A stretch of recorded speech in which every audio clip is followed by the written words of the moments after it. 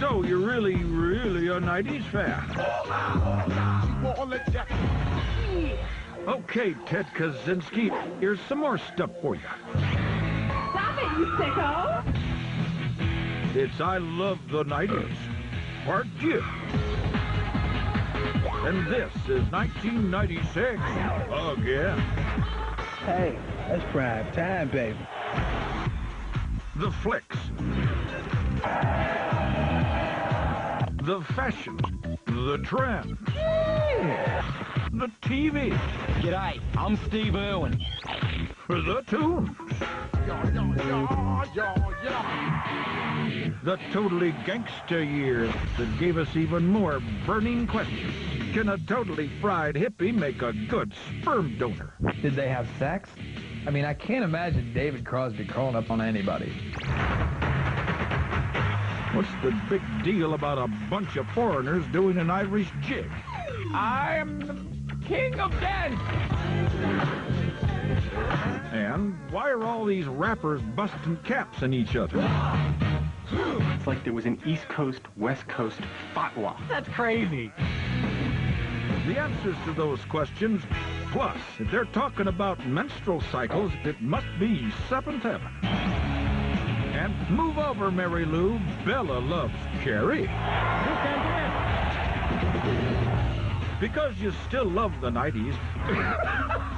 Because you're still using that Caesar cut to mask a rapidly receding hairline. Hail Caesar. Admit it. This is 1996, Part 2. I love you! 90s back. All right. Break it down. Part 2.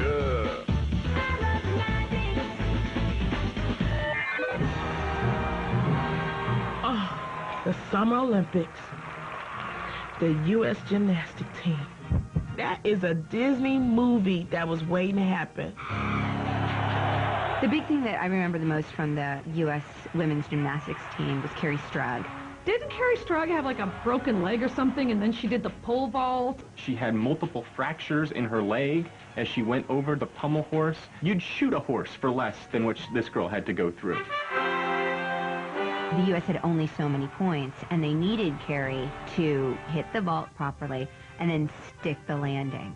So her coach was like, "You have to do this for the team. You must stick the landing. You can do it."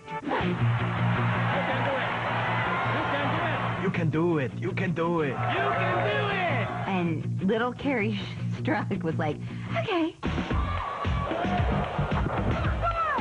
And she stood there, and she got her balance, and we won. That's a true Olympian, man. Just your ankle up for life, but you got a medal. Everybody was crying, and we were so happy. Because them Russians was kicking our ass. Carrie, how are you? I'm just glad that I did well. We got the gold inflated dream come true. Carrie, congratulations. You just won the gold medal. Oh my God, my leg hurts. What do you... I broke my leg. I can't believe this happened, but it's okay. I'm so happy that I won the gold medal. I want to thank my mother and my father. Oh. Someone take me to a hospital.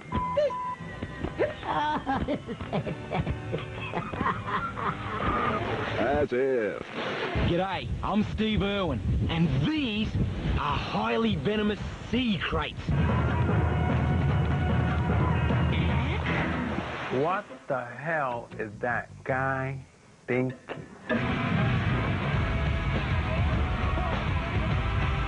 Crazy, that crazy bitch, Steve Irwin.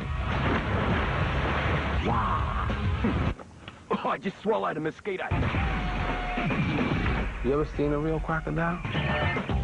In the wild? I seen real crocodile. I mean, even if they were to just, like, scratch you, they're scratching a piece of you out of you.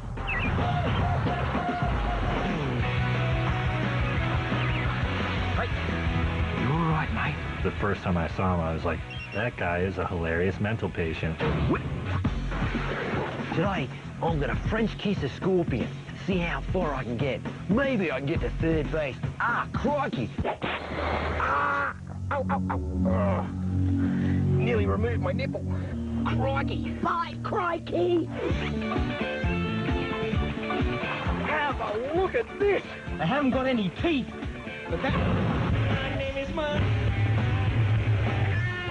Right now, I'm grabbing the croc's testicles. Check it out.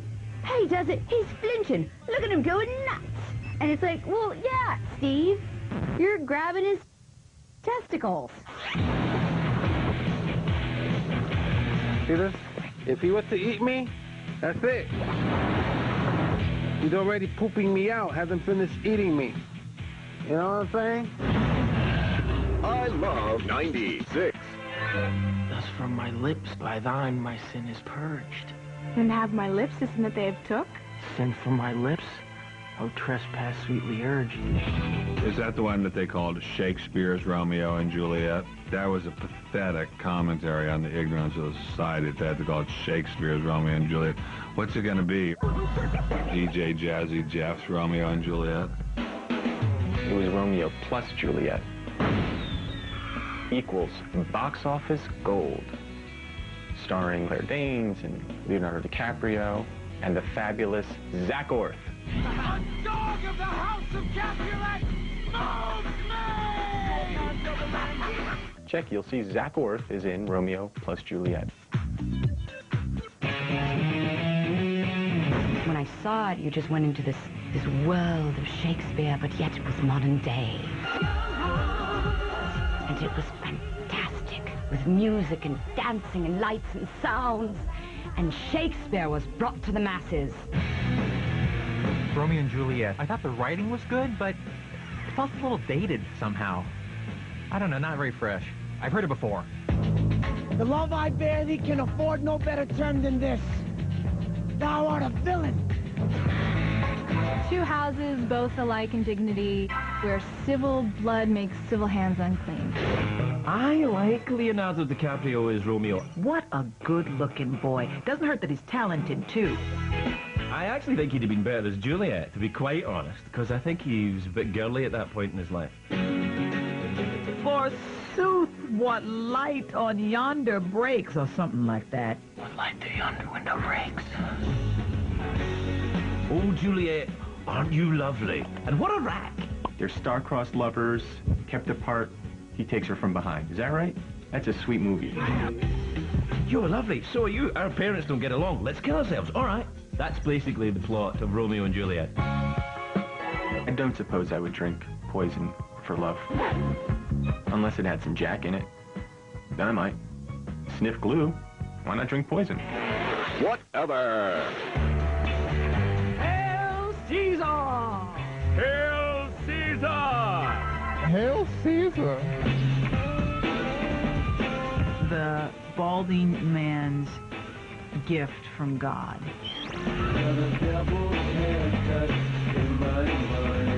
Are you kidding me? I just get to brush it forward, my short little tendrils, and then that's a good haircut? I had nothing in common with Caesar haircuts. I was bald when I was 20. If you want to be my lover. The Caesar was kind of the Rachel for men. Everybody had that ridiculous Caesar haircut, like they were living through the fall of Rome. Suddenly, Harrison Ford shows up in a Caesar. David Schwimmer got one on Friends. Mr. Bean, that's really just the dumbass haircut. Stephen Baldwin. Even the great Caesar haircut could not improve Stephen Baldwin's appearance. Bad Caesar. I had that whole deal going down, man, for real. The Anne Heche Caesar. Anne Heche was brave to try the first women Caesar. We do not approve. Et tu, Anne Heche, et tu. J.C. Chazet. The first single cover that we ever did as a band in sync. There it is. Is Caesar is okay. Hail Caesar! And the guy who brought the Caesar back in the play was a guy with a great head of hair. George Clooney. George Clooney can pull off, you know, pretty much any hairstyle. He could probably pull off a big flap if he lost all his hair. George Clooney, of course, went on to try many other historical haircuts, all of which looked great. Powdered wig, medieval page boy, long Chinese braid. They're trying to bring back the wrong things. I would personally bring back the Billy Ray Cyrus mullet. Don't tell my heart, my achy breaking heart. Ha ha ha ha ha! I love 96. Coming up, advice for Busta wannabes. I don't think anybody white needs to yell out woo-ha for nothing. Unless you're riding a horse. And the softer, sweeter side of Tommy Lee. I love you, Tommy. I love you. I love you. I love you, Cookster. Next on I Love 1996, part 2. But first, modern humorist Raw on Carrie. USA, USA! I did it all for America. Thank you. Oh my God, my leg. Gary, I'm so proud of you. We were all pulling for you. We weren't sure you were gonna make it. Thanks, my leg killed. I broke my leg. What, you broke your leg? But you were so good out there. We were so proud of you. You did it all for America. USA, USA! Oh my God! Yay! Oh my God! My leg Yay killed. for USA! My leg killed. Jesus Christ! I think I broke my leg into a billion pieces out there.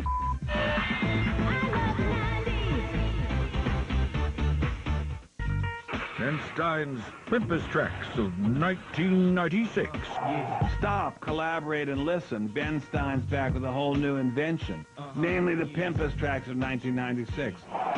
Sure Shot by my peeps from money-making Brooklyn, the Beastie Boys.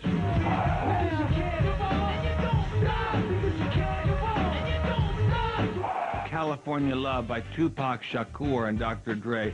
West, y'all.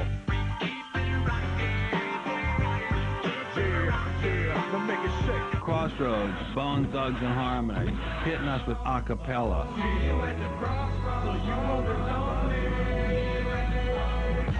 Now, if you'll excuse, I'm going around the world in ya. Got duh. By duh. How many rednecks we have here tonight? Jeff Foxworthy. People love this guy. He's down home, he doesn't have a potty mouth, and he's pointing the fun at himself. Naked women and beer. He was one of them. He had a mullet and the southern accent. It is nice to be back with the normal talking people again. Apparently has the #1 comedy record of all time. Sold out arenas. Obviously plays to a certain demographic. Well, redneck humor was just pointing out how poor people often don't really have their act so together. If you refer to the 5th grade as my senior year, you might be a redneck. Sometimes there's an engine block in the front yard. They fight a bit, and they like to drink. They're poor. That's funny. If your child's first words are, "Attention Kmart shoppers," you might be a redneck. If you've ever taken a beer to a job interview. If you've ever been to a wedding reception at the Waffle House, you might be a redneck. If your family tree does not fork. It's redneck humor. And there's a bunch of guys in the audience, oh, it's funny. I live in Greenville, South Carolina. Wait, I might be a redneck. It's amazing how insulting the "you might be a redneck" routine is, and how much rednecks actually like it. If someone asks to see your ID and you show them your belt buckle, if you're too stupid to know you're being made fun of, you might be a redneck. If you've ever made change in the offering plate, you might be a redneck. If you hate books, redneck. You might be a redneck if,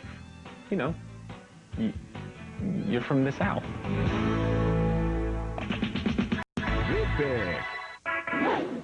I got you all the check. Woo! Busta Rhymes blew up in the 90s. You understand what's going on? Throw your hands up in the air and never disrespect. I got you all the check.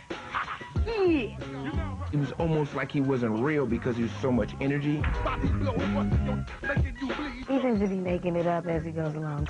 Yo, take a trip down to Mexico. Come back with that might make you psycho. You know, I just gotta do my thing without rehearsing because I can't remember rehearsed things. When I step up in the place, they know I step correct. Woo-ha! All in check. I don't think anybody white needs to yell out woo-ha for nothing. No, I do not. Unless you're riding a horse. Woo-ha! Hoo-ah! Woo-ha. No. Hoo-ah! I got that head nod that make you break your neck. Wow! You know, he used to just scare you into liking his songs. I love that. Ah, got you all in check. I love 96.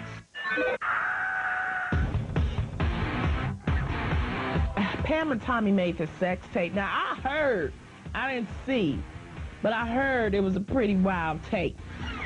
You know, it was their own private collection, but it got out. But I heard that it was pretty sexy and steamy. I heard, you know. So nasty. But, of course, the big surprise is Tommy Lee does have a big, huge... You're unbelievable. It's so funny. It just looked so normal for him to be driving until you realize that stick shift is pink. I'm so bored. We have to pull over. I couldn't believe what I was seeing. Ah, yes, indeed. It's fun time. Fun time. I'm half Asian. You know, I didn't think those exist. We're gonna trip out this cove over here. Yeah. The Pam and Tommy sex tape renewed America's interest in boating, honking the horn, played out the inner tubes, honking the horn. Go, baby, go! Woo! Yes! Master Sweet, this is where we just rocked it.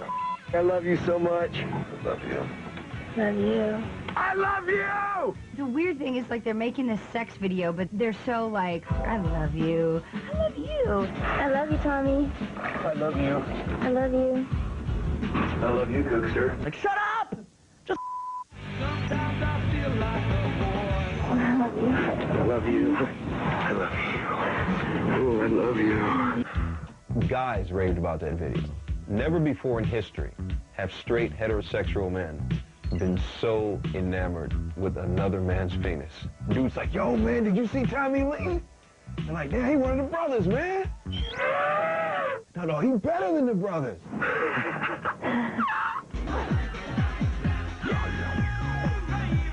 You know, was it a publicity ploy, or was it actually just leaked out by accident, or did they not even care?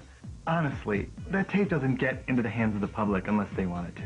But just like everybody else in our society, you come out with a sex tape and it's pretty bad for the first couple weeks, but then you're stuff of legend. I love you.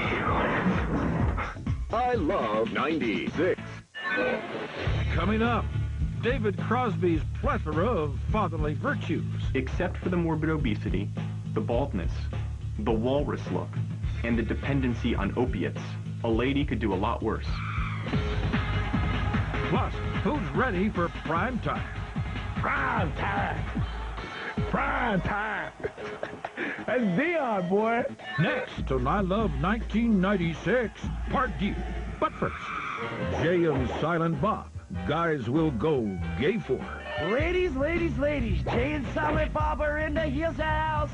No, we're not gay, but if we were, these are the guys that we go gay for. Oh, this is horse. Now I would love to get naked with Leonardo DiCaprio. Wherefore art thou, mother Romeo? That Silent Bob, he would love to suck big names. Like I said, he loves the dark meat. He does. And those are the guys that we'd go gay for. This is Jay and Silent Bob, and we're out of here.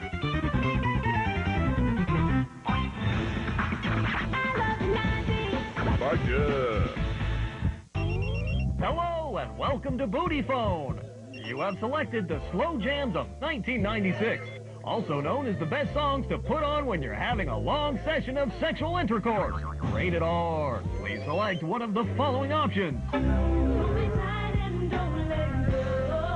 Don't let go. In Vogue. Press 1 now.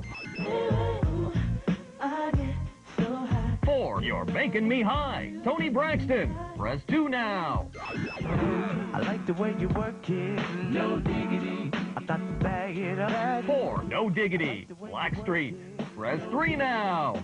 If you know the name of the slow jam you want to have slow, savory sexual intercourse to, then put it on and commence that lovemaking. Once again, thank you for calling Booty Phone. Gotcha.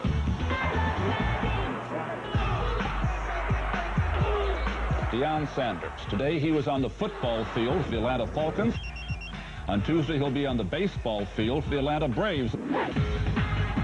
He had mad skills. Played baseball, football. He was fast as hell. He's going the distance.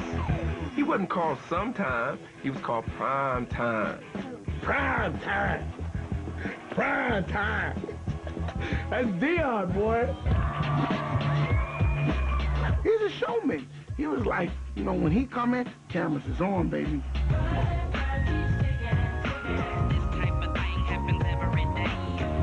I need you to give a big warm hand for Super Bowl star, baseball star, and now, well, all right, recording star, yeah, Deion Sanders. Damn. He was rapping for a minute, huh? Flashing lights on the dance floor. The DJ says my name as I make my intro. Look, you're one of the best football players in the world. You're a pretty good baseball player. Okay, now when you start going one more to the rapping, just kind of not quite. He wears suits that even a pimp wouldn't even mess with. Huge suits, crazy colors, colors that white people just cannot wear. Nothing was mauve.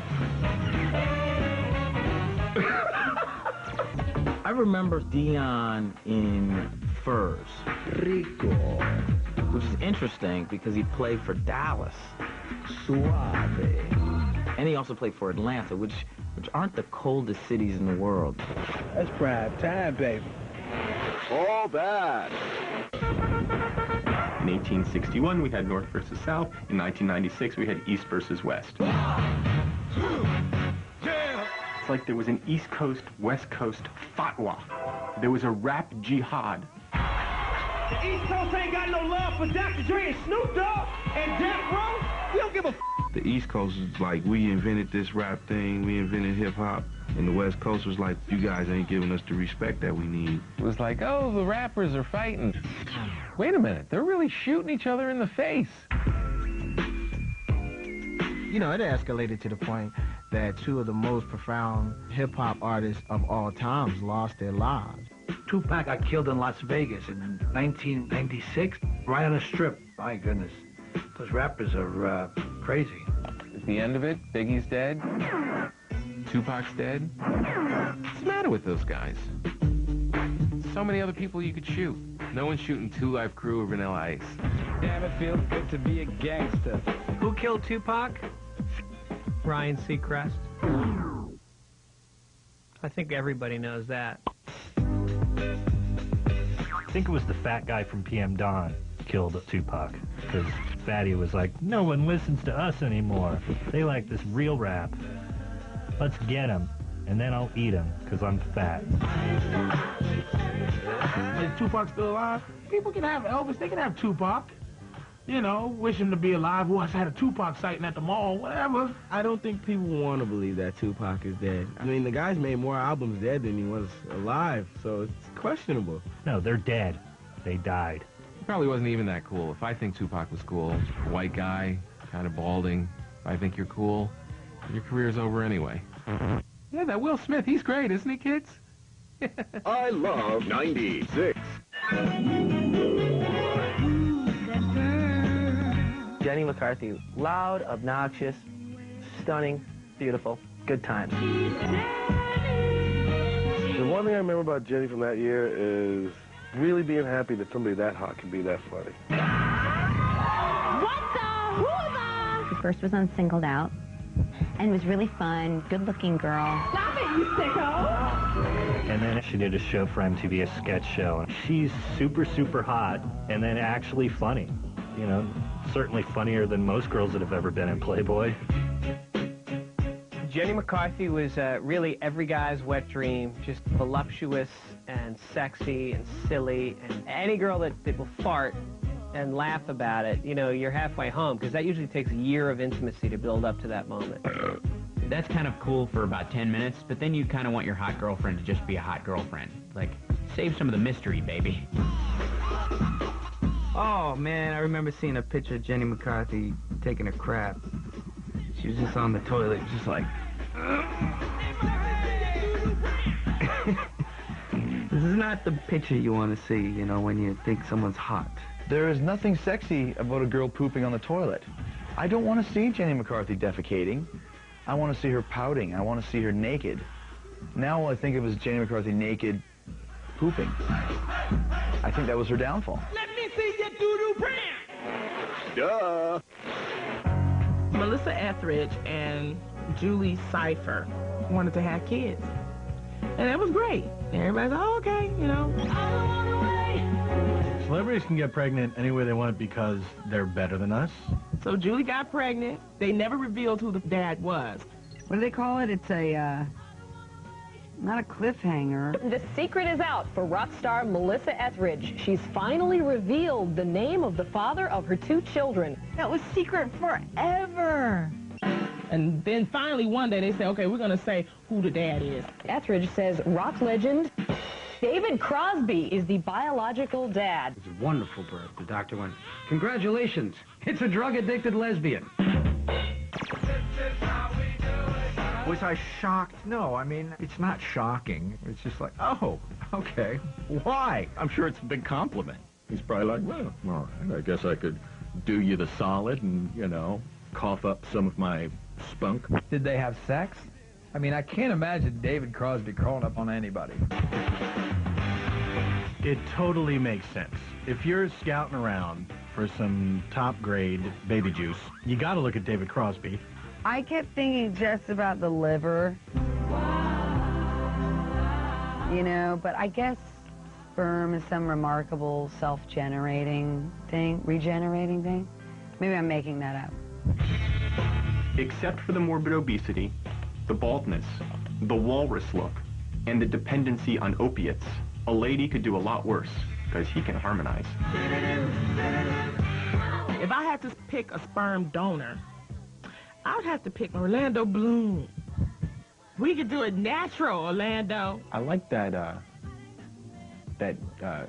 dude, you're getting Adele guy.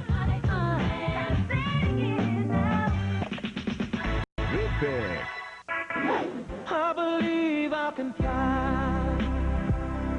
I believe I can touch the sky. I think about it every night and day. Spread my wings and fly away. Yo, that record touched me, man. Oh, that was a beautiful song. Now R. Kelly's singing I Believe I Can Lie. That was the only non-sexual R. Kelly song and the only one not written about a relative who was underage. So it was an important work for him. I believe I can fly. That was just a huge inspirational song. I think everybody loved it. If I can see it, then I can do it. You know, I'm getting a little emotional right now, because that record really made me believe, man, I could do it, man.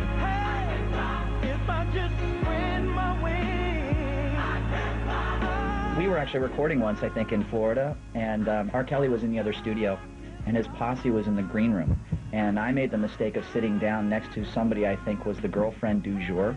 Mm-hmm. And the biggest man I've ever seen in my life came over near me and said, "Yo, move your white ass. You're sitting next to Oz girl." That was it. It's like, okay, sir.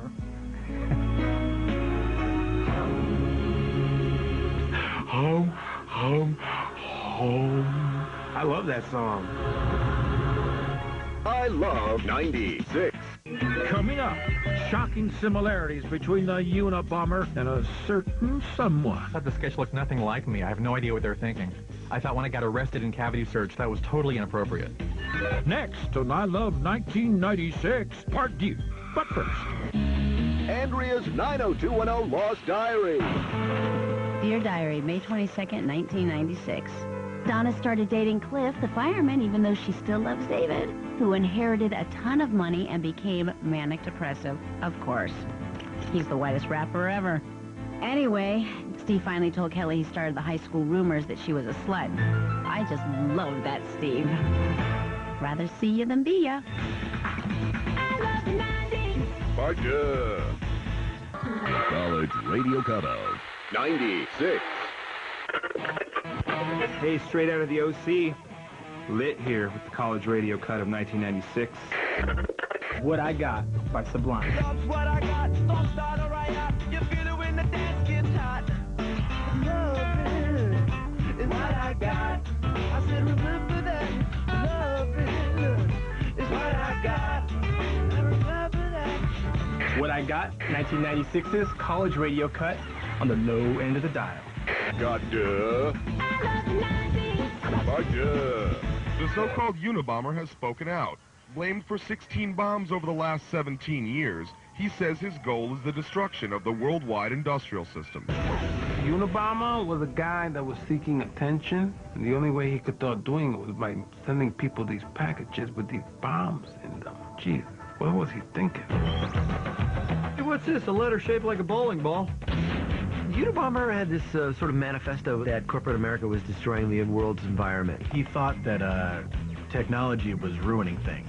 And if only he had really hung on until TiVo debuted, he would have seen that technology is A-OK. So you would see his sketch every 6 months or a year. This is the 1987 police sketch of the Unabomber, based on a witness description. You kind of go, huh, that guy's still out there? When I saw that police sketch of the Unabomber, I thought, first of all, that guy is styling. A Unabomber really looks like every young guy at a Hollywood party. This guy right here. Yeah, hold on. Yeah, I told you guys to be here like a 10. This is the honest to God truth. What I remember was that it looked exactly like Weird Al Yankovic. And for a while I was like, what if Weird Al is the Unabomber? Wouldn't that be awesome? I thought the sketch looked nothing like me. I have no idea what they were thinking. I thought when I got arrested in cavity search, that was totally inappropriate. Who is Ted Kaczynski? Ted Kaczynski disproving the notion that that Polish people can't come up with recipes for anything. But when they found him, he looked like Grizzly Adams. He lived in a cabin by himself, and he was just mailing packages to people.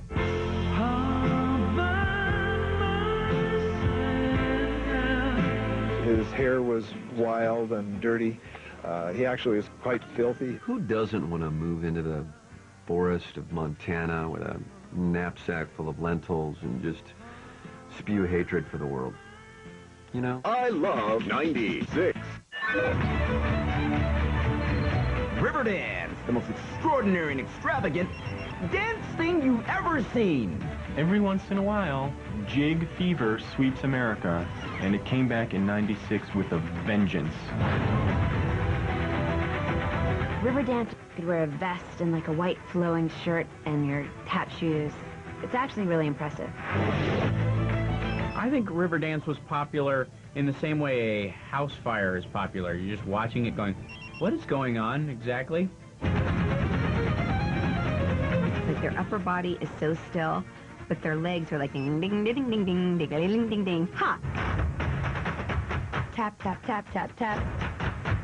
I found it kind of freaky. That was the first dance that no black person could ever do. Y'all got us on that one. It was a phenomenon. People loved these tap dancing. It was a very exciting show and made Michael Flatley a big star. And then he betrayed the Riverdance and he left them. Michael Flatley was elevated to the position of Lord of the Dance. Michael Flatley, Lord of the Dance. I am the king of dance. I'm the lord of the dance. Who names themselves Lord of the Dance? You're our savior in heaven of the dance? Apparently his ego got as big as Barry Manilow's. It hurts. Skin ashen white, flaming head of fire, hair and eyes that burn through your soul. If they caught me wearing this in my neighborhood, I'd probably get my ass kicked by some of my buddies, you know, try to knock some sense into me. Michael Flatley is the highest-grossing live performer in history, and you still wouldn't know him if he was throwing up on your doorstep on St. Patrick's Day, would you? Riverdance is just one of many important exports from Ireland. Cable knit sweaters, dark beers, potatoes, and, of course, Lucky Charms cereal. Today, Lucky Charms 101. Rainbow color Lucky Charms. 3-leaf clover. A ducky. Ha ha ha ha! Trippin'. Seventh Heaven was sort of this show with a sort of a spiritual bent, much like Touched by an Uncle. Angel? Uncle. Angel. Touched by an Angel. Is that what that Michael Landon? That's Road to Heaven or Highway to Heaven.